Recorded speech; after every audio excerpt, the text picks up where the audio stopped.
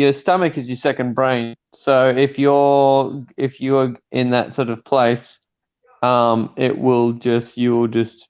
get as if you've got eaten poison. You'll just feel like sick. All of last year, I couldn't eat more than this amount of food because of how much anxiety I was in, and the Right. idea of I could feel food in my stomach, it would make me feel anxious and sick. So I had to eat like 15 small meals just to, survive. Um, but yeah, like when I had anxiety in high school before I knew what it was, um, I would throw up and then pass out. That's a common anxiety thing is that usually you get nauseous, usually you'll throw up.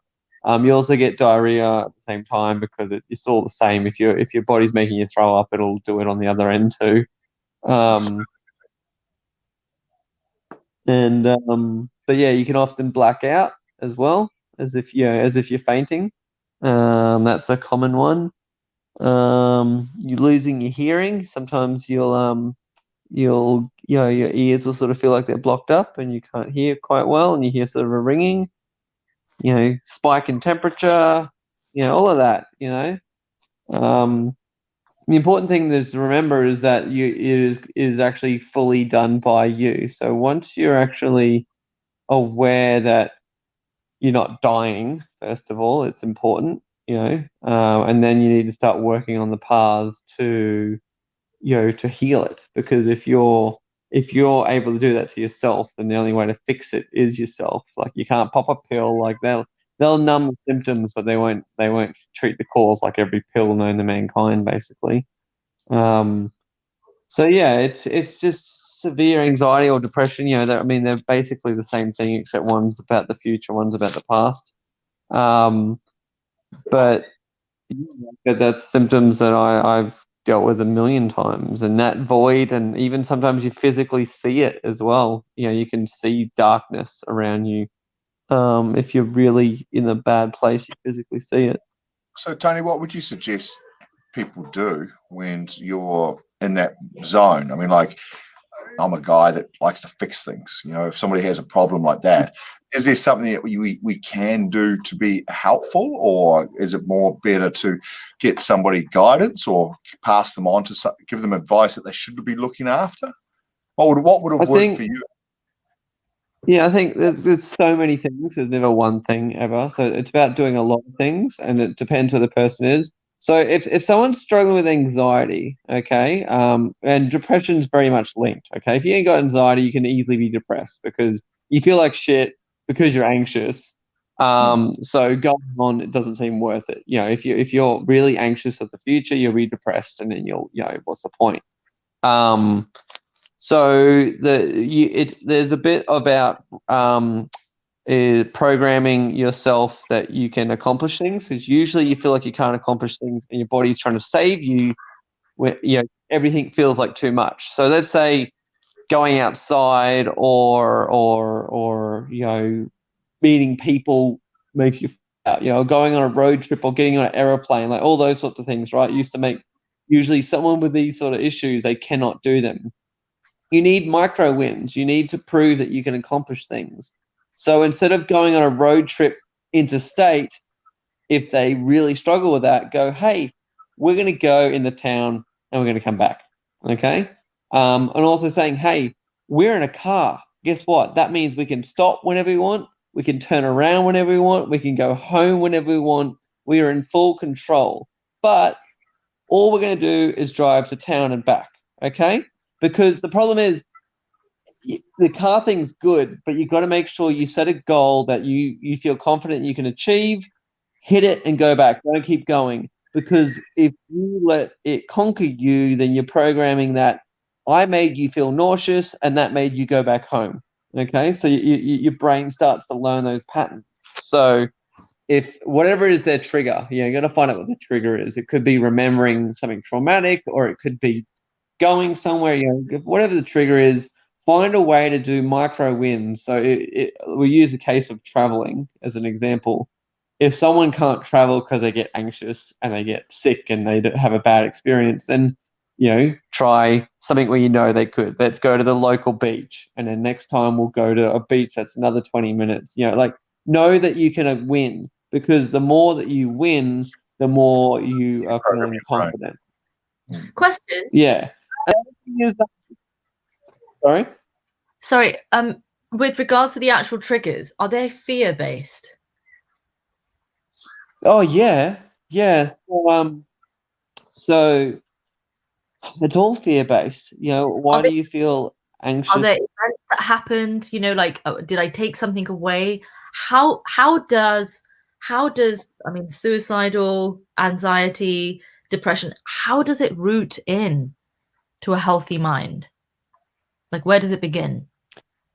It literally begins from there'd be one big traumatic thing, and then that would have geared a win and for the negative experience, and then it feeds on more. Same way a virus spreads, right? You only need one thing and then it spreads. So let's say for me, my inability when I was in high school to leave my house. Okay. So the last, it was over school holidays, like midterms, so you get 2 weeks off, right? The previous term, I had a bad relationship. I had a bully. I really felt like crap. I didn't feel valuable. So, had normal holidays, but then came back and, saw everyone that I liked, but then saw the few people I didn't, and just instantly didn't feel great. And then the bell rang, and it's like, it's time to go. And then like, you're trapped. You're trapped. I didn't know this was happening, but now I know. So then I threw up, went to the thing, and went home. And I just thought, Tony was not feeling well, sick day. And then I went back to school, and then walking into the gates the next day, threw up. And it's like, something's wrong with Tony. And then the next time it was going in the town. And then so basically my mind it went, you can't deal with this. I'll take over. Okay. The symptoms as your mind subconsciously trying to save you from stuff you don't want to deal with, whether you consciously know you don't want to deal with it, or whether you subconsciously don't want to deal with it. And usually you don't even know that it's that trigger is the reason you don't want to deal with it. So, like, I just didn't want to be, I was stressed out. I was burnt out. Obviously there's like 1,000 reasons I was, but the school was too much. But then my mind started going, well, what? Oh, you're sleeping in a friend's house. That's, you don't have freedom here. You got to go to sleep when their parents stay, and you got to eat food that you're not comfortable with. You know what? I'm going to make you feel sick, and I'm going to make you go home. Because when you're sick, you get to go home as a kid. Think about it. Every time you're sick, you get to go home. So I had no idea. Sorry? To safety and to comfort. And the other thing is, the problem was for me, by the time I learned what was going on, I had months of programmed stuff in my head. You know what I mean? So, and now my anxiety trigger is still my stomach. Like, I don't drink a lot, because if I feel nauseous, I'll just get anxious While I'm not against people that take drugs, because I'm like, do whatever you want, I could never do it, because I know I would feel nauseous and I'll just have the worst experience of my life. So, it's about, but so the problem is that I built up so many bad habits, basically. It's kind of like getting fat, like you don't know it. You slowly did it over an amount of time. And by the time you've learnt what happened, it's going to take hard work. And hard work when you've got a mental disease is the worst thing in the world. So that's why my wins, do anything that makes you feel accomplished and better. And understanding that it is your mind. You have the ability to fix it. You can accomplish it. Like, all of that sort of reassurance is like, you can do it. You don't have to do it today. You don't have to do it tomorrow, but you will be able to do it. It's those sort of reassurance going, there's nothing wrong with you just sitting there and feeling crap for the day, but you will be able to work your way out of it. And you're going to do it one step at a time. And, and just removing pressures and stresses. So if someone's feeling like that and they're still trying to go to work or they're still trying to do other things, unfortunately, you got to take the hit. You got to start removing things that are adding stress to your life. Because if you don't, that's what adds up. You know what I mean? Like someone will knock themselves off not because they lost their husband, like they died or something like that. It'll be because they had to go to work or someone told them they looked fat. Like it is all the other things. It's like the straw that broke the camel's back. You know what I mean? Like it just goes, well, if that person abuses me and my brother won't talk to me and everyone's telling, they all want me to do something, then why should I even bother? Like it's that sort of stuff. You know what I mean? What's really helpful is this reassurance piece. Just, don't think too far ahead. Just take this as it is and as it comes. If we are to sort of reverse what that mental disease and or mental virus, let's say, has sort of like rooted itself into things, then we really need to understand what the cause is. You kill the cause, kill it at the cause of it, but then also stop it from doing any extra harm. So it's like a dual approach, I think. But do you feel very alone when you're going through this and you feel like you can't talk about it?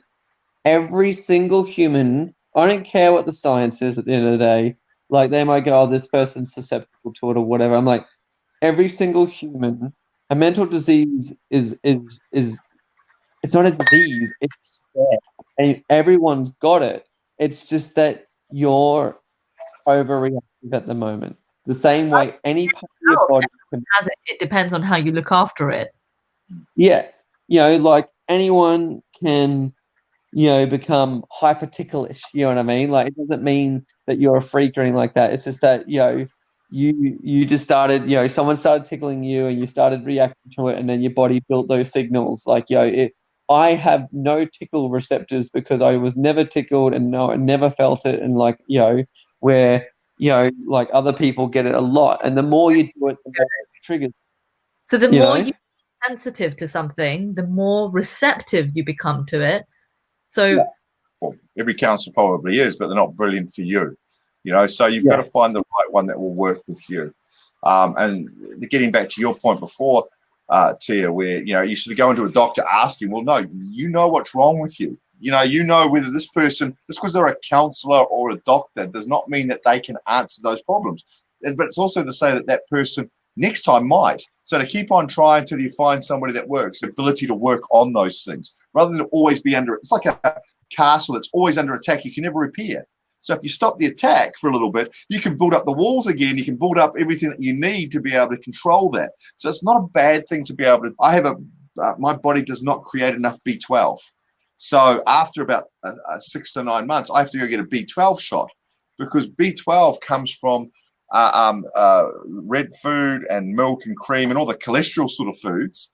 But what a B12 does is it takes out all the nutrients of the food and uses it properly around the body. But if your B12 is very, very low, it's a very, very high point that you will be anxious. If you are in stressful situations, like if you're a policeman, you're a doctor, you're a business owner, but you're in stress all the time, that depletes B12 from your body. So for me, I got to a point where my hands used to actually shake. My eyesight was really poor. I had diarrhea all the time. My stomach was fluttering all the time. I never wanted to get out of bed because I ran a company that was very, very stressful for 20 years. And I went to the doctor and they said, your B12 levels are here. Are you? And they said, I didn't say to him, they said, do you have eyesight problems? I said, oh, mate, I just probably need to buy glasses. Do you have, is your food going straight through you? I said, yeah, most of the time. I said, mate, are your hands twitching? I said, oh, yeah, I just thought I was getting old. Hadn't really noticed it because it happens so gradually. Good. Whoever it was that sort of like understood that. Instead well, of he did a lot of work with the army. So a lot of people post-traumatic stress disorder, they have a very low B12 as well because they were under those stressful environments and B12's used. So they give B12 to you before you take an exam. And they've proven that if they take that, you're calmer going into the exam, so you'll do better. So B12 is taken out of your body through stress and is put back through. Now, my body doesn't create enough B12 through, like I'd have to eat 5 steaks to get the same amount of B12 that you'd get out of 1. Now, I didn't know this till later, but my grandfather had it. My mother has it. My 2 brothers have it. And so it's my body doesn't create enough. It's a genetic problem. So, but they find it with a lot of people that are stressed. So what happened though is when I got this injection the first time, I walked out, and half an hour later, red was now red. All I can say was red was a murky brown. Everything was washed out. But because it had happened over years, I didn't realize that I was looking at, like, a dog doesn't know that he's not seeing green. A dog doesn't understand that he's not seeing colors. He sees his 3 colors that he sees, and he thinks that's how the world is. I took this, and it was like I was on a psychedelic drug. All the colors were coming back to me. Everything was going on. Now, I had a shot of B12 4 days ago. I was wiped. Like, the way that I know I need B12 is T's a cunt, Tony's a fucking asshole, everybody's a wanker, fuck the world. And I look at it and go, hold on a minute, everybody's an asshole, I'm the asshole. So I have to then go and do something about it. But even then, it took me 5 or 6 days because oh fuck that, because you don't have the energy to do those sort of things. You don't have the brain capacity to be able to go out and do the things that you're meant to do to look after yourself. I had this shot and I'm going, shit, hold on, I'm eating all this cake. I don't like cake. Oh fuck, I'm going to play with the kids. In the last 3 days, my positivity's returned on a level that's normal, which is high. Right, but if you're always giving to people, your energy is always taken. These are things. So I would also suggest that all of you get your B12 checked. It's actually a test. It's free. After hearing on this, I just think that they're not by a doctor. Doctors are shit at telling you, like, in general. If you get a blood test for all your vitamin levels, they'll be like, oh no, yours is okay. Ask them what it is. Because they'll be like, oh, it's okay because it's 2 points above the minimum. Like, that's literally how they work. Yeah, averages, right? They're just going to go by mass average. That means that you're mass human and you're not mass human because, you know, there's so much uniqueness and genetic code difference. So one thing you can do is if you go, you can buy B12 under 1,000 mcg. Now, if you take it in a multivitamin, it's just expensive piss, right? You just buy an expensive wee. But if you buy it like for what you're missing in your body, so I buy 1,000 mcg and I'll take 2 of those tablets. But even then, I'm always slowly moving down. It's never going to. I have to go get an actual shot every 9 months of straight B12 that goes into me, and then for the next day, you're like the day after. I've never got as low as I was, but I still go after about a day. I'm like, oh fuck, how? Hey, can I help? What can I do? I've got to get that normal buoyancy back. But without it, I'm fucking like, whatever. I'm going for a snooze. You know, you just have no energy. Yeah, I take so many vitamins and like unique ones. You know what I mean? Like I go and find out what I need and what helps with what. Because and so the biggest reason why, so besides what Matt's saying, like diet is king. Okay, your stomach is your second brain. So look into healthy food because so much food actually causes mental disease. Okay, it causes anxiety, it causes depression. If you are eating coffee, I'm flipping. Like I seriously, it just like spins. I get really. What are you doing? You know, like having 8 of them. You know, it's this difference. But so much food in so many countries is what we call dead food. Like it doesn't have any nutritional value. It doesn't have any energy. Like you and I talk about energy, I'm not talking about like kilojoules. I'm talking about energy. You know, like a living creature has an energy. When it dies, it doesn't. You know, but it can still have some of it hold on to it. A plant can be grown in a way that it has very little energy in it because of how it was grown and like what they use to grow it. So it's not just like the chemicals, it's literally like the real energy left in that living being. So you do have to look at vitamins, you do have to look at your diet. But like those, like you don't want to overload someone going do all these things. It's kind of like, listen, It's like Micro- work. Yeah, it's like work at a slower pace, work at quick wins, work at something that if they're doing something for themselves, that'll help. You know what I mean? Like going, hey, you should not work, or you should go into the forest. Grounding, like that's when you stand on like soil without shoes on. So many people have rubber separating you from the earth 100% of the time, and even when you're in your house, like you're on the wood, which is nice, or whatever. But like you need to be grounded, and you need to get amongst nature. Like go to a forest and walk barefoot. You know what I mean? Like go to the beach and take your shoes off and stand in the water. Like it's the separating the positive ions or the negative ions. Like your body needs to do that, and we used to do it all the time, and we can't do it anymore. Yeah, so like there's all those little things. Like I like a lot of the natural things because it will help you mentally. Like I'm doing something and it didn't require a lot. You know what I mean? Like that'll be it's a micro win, but it is genuinely helpful. Eating a nice meal instead of getting something takeaway. Like just go eat a fresh meal, go find something nice, something healthy, and start putting that in your body consistently. Start taking some vitamins that'll give you good energy. And accept that it is your mind doing it, but you have control over it. It will go away, and you will feel good, and you will not just feel good, but you'll become the strongest person, stronger than those that have never been through it. Once you get past it, and it won't take a lifetime. It won't. Like it can happen very quickly, as because once you start learning those cues, your brain's like, oh, okay, like it's like fine, and it's just a snowball effect. If it comes up and you want to talk about it, like anytime, just reach out. We can chat about it. Been really hit by COVID as well, so it'll be very difficult. There'll be a lot of negativity. There'll be a lot of people under pressure. As humans, we pick up on what's happening around us more than anybody. Like you walk into a room and it's all of a sudden it's negative.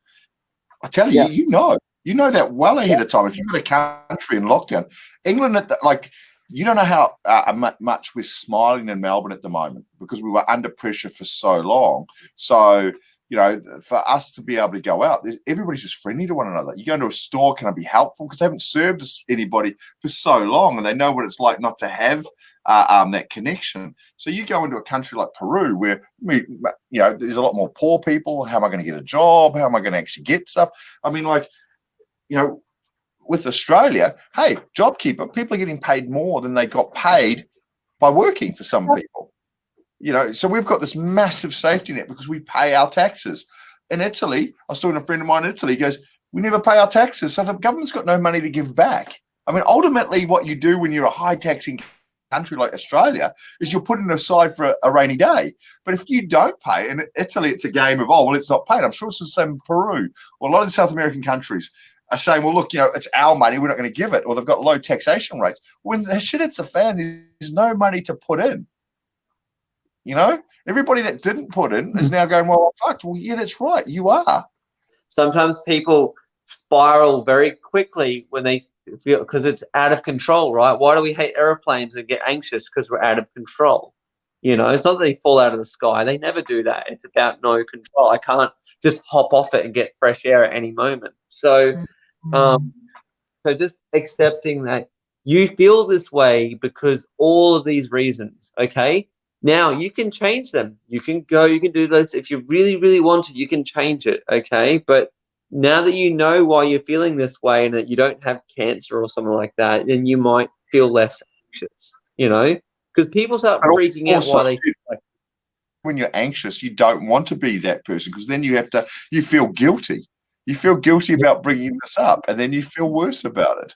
So what are you doing when you're feeling bad? You don't want. I mean, like, at the end of the day, it's what's got us through. And we're now getting older. At 20, you don't meet people like this or talk to people about this. We're now still starting to get to a point where we're having people that are having breakdowns that are willing to talk about. Who cares if 100 people watch it or 1,000 people or 1 million people if one person gets help by it? I mean, what is it? I'm enjoying this conversation and this chat. That's all that matters. Totally agree with that. And I really do think, like, had I not have spoken to both of you about it, like, we would never have touched on the topics that we did just now on mental health.